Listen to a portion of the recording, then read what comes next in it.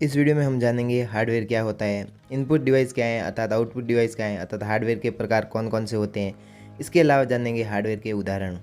तो hello family, क्या हाल है। स्वागत है आपका सुरेंद्र राजपूत ऑफिशियल में। इस वीडियो में हम जानेंगे हार्डवेयर के बारे में कि हार्डवेयर क्या होता है, हार्डवेयर के कौन कौन से प्रकार होते हैं, इनपुट डिवाइस क्या है, आउटपुट डिवाइस क्या है। इसके अलावा इनके उदाहरण के बारे में भी जानेंगे। तो इस वीडियो में मिलेगी आपको हार्डवेयर की पूरी जानकारी अर्थात उसका A to Z, वो भी अपनी भाषा हिंदी में। तो बिना टाइम वेस्ट के इस वीडियो को शुरू करते हैं। अगर आपको ये वीडियो पसंद आए तो प्लीज़ लाइक कर दे और शेयर करना ना भूलें। तो सबसे पहले जान लेते हैं हार्डवेयर क्या होता है, क्योंकि यह जानना हमारे लिए सबसे ज़रूरी है। इसके अलावा हम जानेंगे हार्डवेयर के उदाहरण के बारे में अर्थात इसमें आपको हार्डवेयर की पूरी जानकारी मिल जाएगी। तो सबसे पहले बात आती है कि हार्डवेयर एक सामान्य शब्द है जो कि कंप्यूटर प्रणाली के किसी भी घटक अर्थात कंपोनेंट की उपस्थिति का वर्णन करने के लिए उपयोग किया जाता है। जिसे हम देख सके, छू सके और इस्तेमाल किया जाता है उसे हार्डवेयर कहा जाता है, जिसमें कंप्यूटर में मॉनिटर, कीबोर्ड, माउस शामिल है। इस तरह की से keyboard, mouse, printer, motherboard, memory chip, electronic circuit, cable, switch आदि जिन्हें आप छू सकते हैं और उन्हें महसूस कर सकते हैं, उन्हें हार्डवेयर में शामिल किया गया है। जैसे कि प्रिंटर एक हार्डवेयर है। इसके अलावा आपका जो कीबोर्ड होता है वो भी एक हार्डवेयर होता है, मदरबोर्ड भी एक हार्डवेयर है, क्योंकि इन्हें हम छू सकते हैं और इन्हें महसूस कर सकते हैं, तो ये एक हार्डवेयर होते हैं। बाकी भी हार्डवेयर को इनपुट और आउटपुट डिवाइस में बांटा गया है, तो इसके बारे में हम वीडियो में आगे बात करेंगे। अब जान लेते हैं हार्डवेयर की एक और इम्पोर्टेंट चीज़, वो है कि हार्डवेयर को कितने भागों में बांटा गया है या हार्डवेयर के कितने प्रकार होते हैं, टाइप ऑफ हार्डवेयर। तो सबसे पहले बात आती है इनपुट डिवाइस की, क्योंकि हार्डवेयर का पहला प्रकार है उसे इनपुट डिवाइस कहा जाता है और इसका दूसरा जो प्रकार होता है उसे आउटपुट डिवाइस कहते हैं। इसके अलावा हार्डवेयर में प्रोसेसिंग डिवाइस शामिल है और हार्डवेयर का चौथा और अंतिम भाग होता है उसे हम स्टोरेज डिवाइस कहते हैं। तो ये चारों ही हार्डवेयर के प्रकार हैं अर्थात हार्डवेयर के अलग अलग भाग होते हैं। अब इसके बाद आता है कि इनपुट डिवाइस क्या है अर्थात इनपुट डिवाइस किसे कहा जाता है।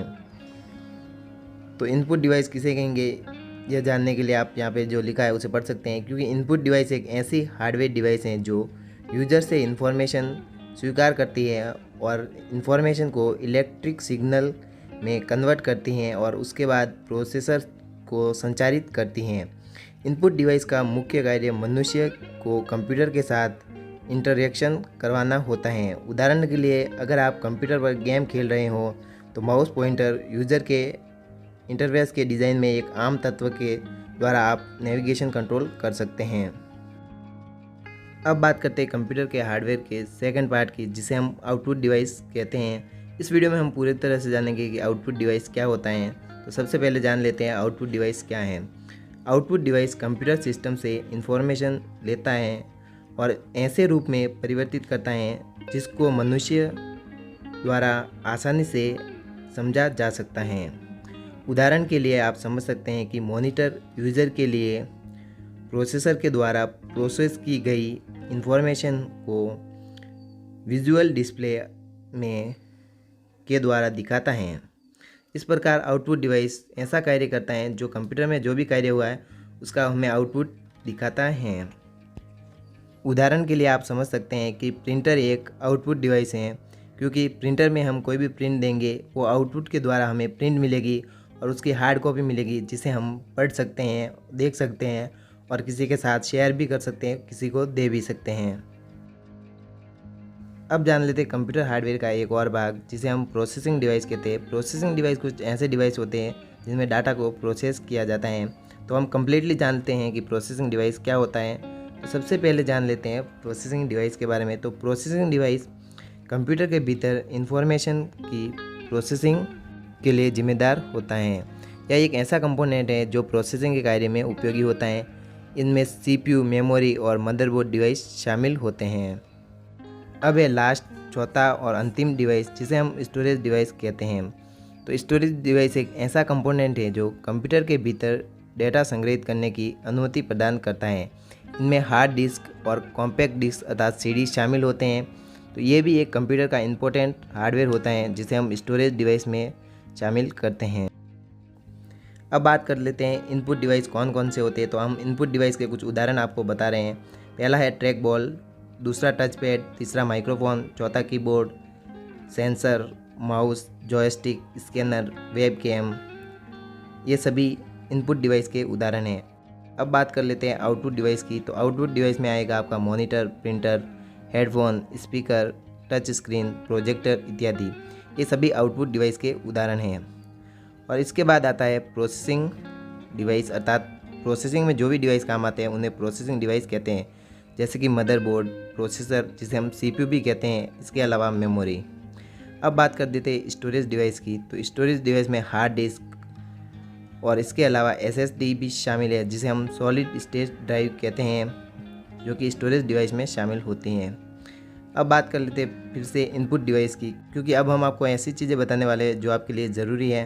तो इनपुट डिवाइस में शामिल है आपका कीबोर्ड, जॉयस्टिक जो कि एक इनपुट डिवाइस है, और इसके अलावा है स्कैनर, क्योंकि स्कैनर कोई भी चीज़ को स्कैन करके अंदर लेता है, और बार कोड रीडर, ये भी किसी भी चीज़ को अंदर लेता है, तो ये इनपुट डिवाइस है। अब बात कर लेते हैं आउटपुट डिवाइस की।